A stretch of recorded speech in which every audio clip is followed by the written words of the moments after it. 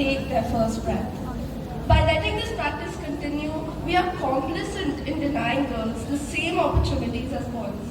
To prevent this, the Government of India launched the PNDT Act, or the Preconception and Prenatal Diagnostic Techniques Act 1994. This was to prevent female feticides and also to arrest the declining sex ratio in India. Another such important issue is child marriage. Child marriage is a punishable act by the judiciary.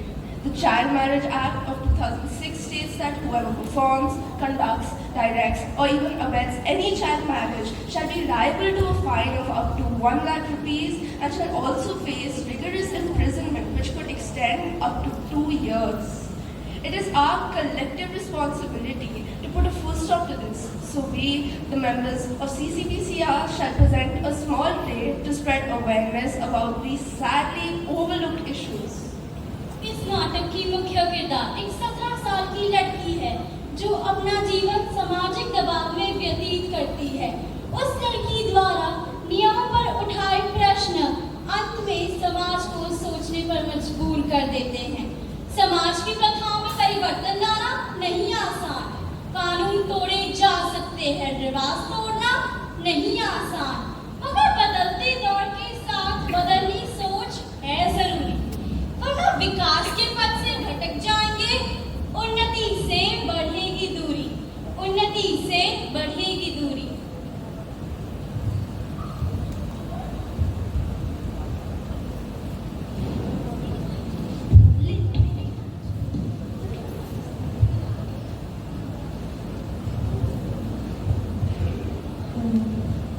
तुम्हें नहीं लगता तुम्हारी शादी के लिए थोड़ी उम्र कम है? और अगर मम्मी पापा बोले ना व्याकरण को तो साफ साफ मना कर दियो।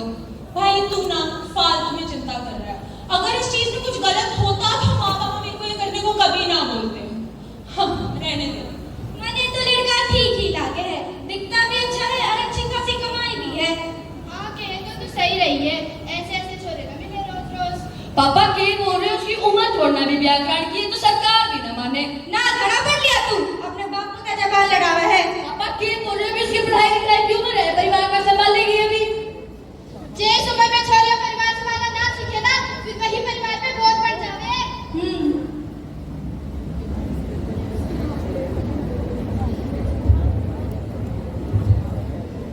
उसके भाई के समझाने के बाद भी उस 17 साल की छोटी सी बच्ची का विवाह करवा दिया गया और वो नादान लड़की कुछ ना कह सकी क्योंकि उसे भरोसा था। चूंकि बाल विवाह की ये प्रथा गांव में आज भी प्रचलित थी और न ही कभी किसी ने इसका विरोध किया था, तो इसमें कुछ गलत नहीं हो सकता था। लेकिन अगर उसे पता होता कि इस एक विवाह के साथ कितनी चुनौतियां आने वाली हैं, संभवतः वो ये कदम कभी न उठाता। बढ़िया बढ़िया, तुम सुनाओ। तुम तो घड़ी सुंदर लगे थारी। हाँ हाँ वो तो है, अच्छा सिखा के भेजा है इसकी माँ ने। हाँ बस बहू की कल थोड़ी लंबी लग रही है। अच्छा माँ मैं खेत जा रहा हूँ, शाम तक वापस आ जाऊंगा। अरे अरे रुक रुक, अब तो तेरा ब्याह भी हो गया, कब तक थोड़ा समय तो बिता ले। हाँ तो रहूँ, शाम को आके देखूंगा ना, चिंता काहे कर रही हो। बहू अब लल्ला की शक्ल तो दिखा दे, थारी का सारी बात मानी है, समझाओ इसने। अरे अरे क्या बात कर रही है, पहले ही इतनी जल्दी शादी करा ली है, अब बच्चा माँ दे बच्चा दोनों को दिक्कत आवेगी। ना ना बहू इसकी न सुन, यही सही उम्र है लल्ला करने की। क्या भरोसा अगर लल्ला देख पाए या ना देख पाए। सही कह रही है। शादी के 2 ही महीने बाद अपने आस पड़ोस की महिलाओं के बातों के प्रभाव के कारण और अपने परिवार के दबाव के कारण वह 17 की ही उम्र में मां बनने का सपना देखने लगी।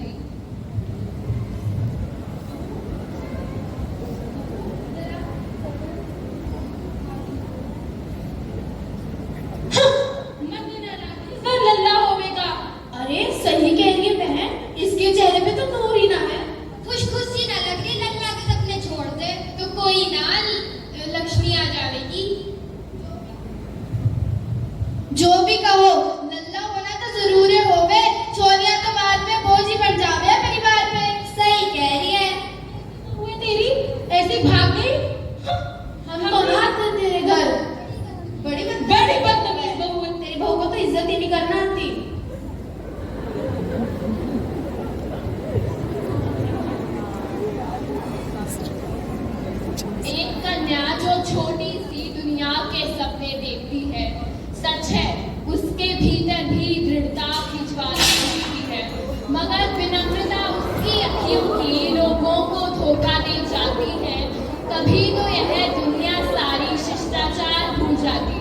शिष्टाचार भूल जाते हैं।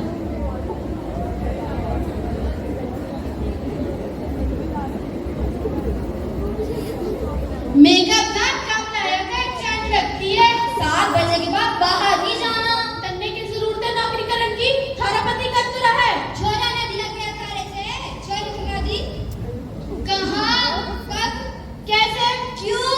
मैं तो नहीं है, मैं कैसे हो रहा है?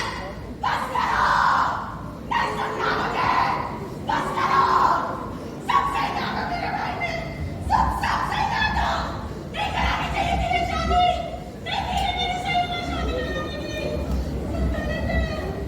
सबसे नहीं है, सदी में तो, वो भी तो जब यार ही थी ना, जब मैं उसकी गलती से यहाँ मारने गई क्या उससे ही थी तब तक, नहीं थी वो सही, अरे सब जो है ना, सदी सही नहीं है। क्यों मुझे कोई बताया कि मैंने अपनी जिंदगी कैसे जीनी है? क्यों कोई बताया मुझे कि 7 बजे के पहले आना है? क्यों कोई मेरे को बताया कि मैंने कैसे हंसना है, कैसे रोना है? क्यों बताया कोई मुझे? बोलोगे अपने बेटे को आगे? बोलोगे अपने बेटे को बोलोगे आगे? नहीं बोलोगे ना? नहीं क्यों? पता है क्यों?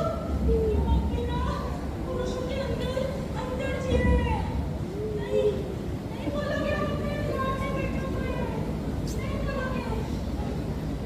ये जिंदगी मेरी है, समाज की नहीं। जिंदगी को कैसे जीना है ये मैं तय करूंगी, समाज नहीं करेगा। ये मेरी जिंदगी है ना ये मैं तय करना चाहती हूँ ना कि मैंने कैसे जीनी है अपनी जिंदगी। सबसे बड़ी बात, ये बच्चा चाहे लड़का हो चाहे लड़की, ये ऐसे समाज में नहीं रहेगा ये ऐसे समाज में जहाँ पे इसको इसकी अपनी जिंदगी खुद के ढंग से जीने का अधिकार ही नहीं है। क्यों जिएगा वो ऐसी जिंदगी? ये समाज को बदलना होगा। नहीं आएगा वो ऐसी समाज में। और ये समाज बदलने के लिए ना पहला कदम मैं उठाऊंगी पहला कदम। किसी को नहीं दोहराने दूंगी ऐसी गलती। सिर्फ खुद की नहीं, अब औरों की भी ढाल मैं करूंगी। सचेत रहूंगी, सबको जागरूक मैं करूंगी। रूढ़िवादी विचारधाराओं का अंत यूं ही हो सकता है, आने वाली पीढ़ी का उद्धार यूं ही हो सकता है। सही है जो मंच पे उसके चलूंगी, गलत है जो वो कभी ना सहूंगी। सीखा है यही मैंने, औरों को भी नहीं सिखाऊंगी। अब मैं मान नहीं रहूंगी, मैं भी आवाज उठाऊंगी।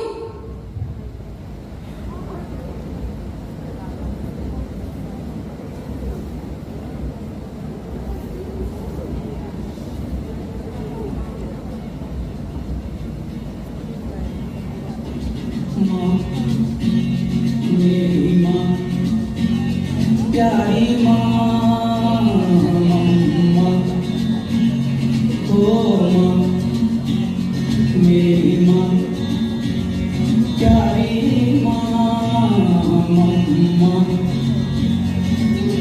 हाथों की लकीरें बदल जाएंगी, गम की ये जंजीरें पिघल जाएंगी।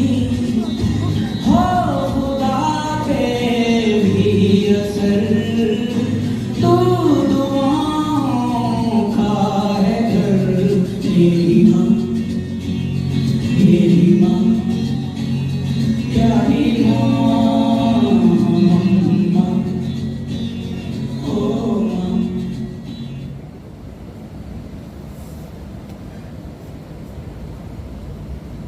Thank you all for being such a patient audience. Before we go, we would all like to thank our seniors, Tashvi, Yashika, Anvi, and Prabnoor for taking out time to help us during this play. You taught us how to cooperate and to never stop our creativity from growing. Thank you again. We're beyond grateful.